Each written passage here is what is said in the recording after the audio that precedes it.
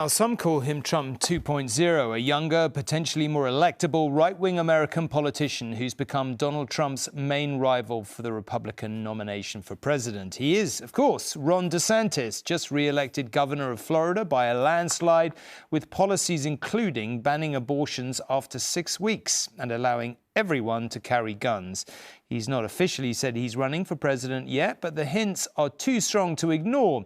The subtitle of his new book is Florida's Blueprint for America. His book tour is conveniently taking him to the states he'd have to convince first, Iowa and New Hampshire. And in a speech to Florida legislators last night, he spoke mostly about how his ideas would apply nationally. He ended with a quote from Ronald Reagan: "You ain't seen nothing yet."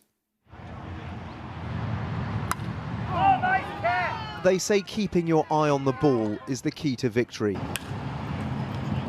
But for retirees playing in this senior softball game in Florida, there's plenty of other things on their minds, like which political big hitter to support as America starts to focus on a distant election. Most on this team are Republicans and face a difficult choice. Support their homegrown governor, Ron DeSantis, or the Sunshine State's most famous guest, Donald Trump. I think we can get to where Trump had us without all of the sideshow. We don't need the sideshow. That's why I'm voting for DeSantis. We will stand strong. We will hold the line. You ain't seen nothing yet. This week, Ron DeSantis set out more of his war on woke agenda at an annual address to Florida's lawmakers. And we are proud to be pro-life in the state of Florida. Our schools must deliver a good education, not a political indoctrination. Florida is not a sanctuary state, and we will uphold the rule of law. A poll 2 weeks ago put DeSantis 9 points ahead of Trump among Republican primary voters. Local Republican politicians here think Ron, not Don, has what it takes. I give Donald Trump all the credit in the world for what he accomplished during his administration. I simply do not believe he's electable. I wish former President Trump would be the kingmaker and not the king. The subtitle of Ron DeSantis' book is Florida's Blueprint for America's Revival, and the speech he gave here felt very much like a campaign for the White House. He is rallying his base, he's positioning, and this is actually not about Florida, this is all about his run for the United States of America. DeSantis has made inroads in Latino areas like this in ways Donald Trump could only dream of.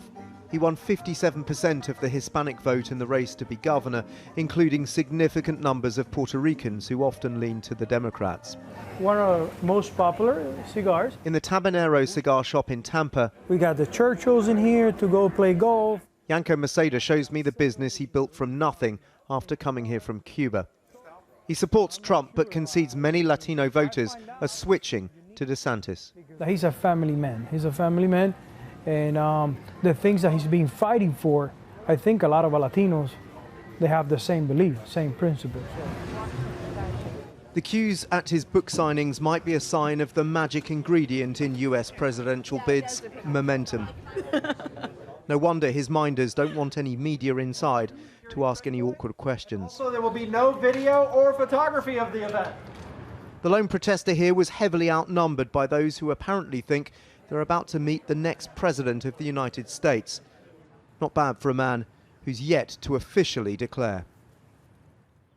And Dan, as you can see, joins us. I mean, Dan, I guess you posed the question there. I mean, can he beat Donald Trump? I guess that's what everyone wants to know.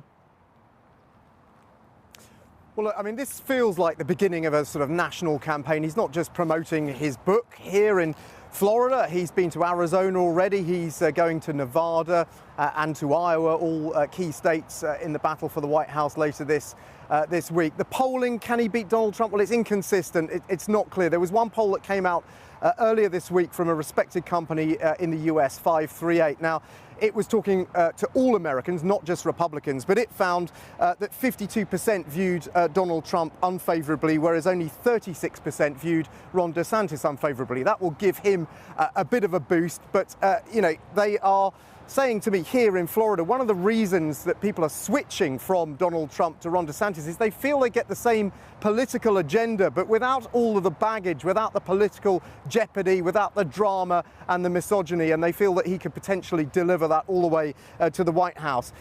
They're running a very tight media ship here. He's not doing hardly any sit-downs with media, only really with people like Fox News. You know, when he does declare, if he does declare, he's going to have to not only face the press for a proper cross-examination, but he'll have to face the likes of Donald Trump in some of those debates as well. And that could get ugly fast.